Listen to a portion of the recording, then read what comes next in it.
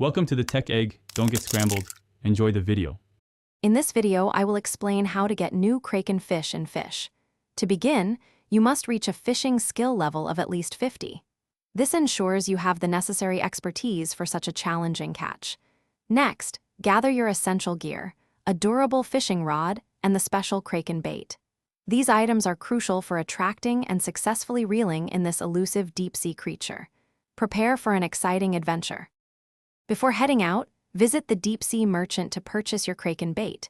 It costs 500 gold coins, a small investment for such a valuable catch. Make sure your fishing rod is the strongest you possess, with a durability rating of at least 80. This will prevent your rod from breaking during the intense struggle. Also, consider bringing some health potions for unexpected encounters. Now, journey to the abyssal zone, the deepest ocean trench on your map. This is the only location where Kraken fish reside.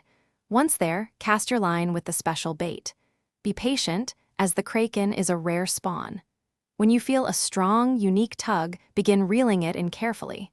The fight will be intense, requiring precise timing and quick reactions to succeed. Congratulations on catching your Kraken fish.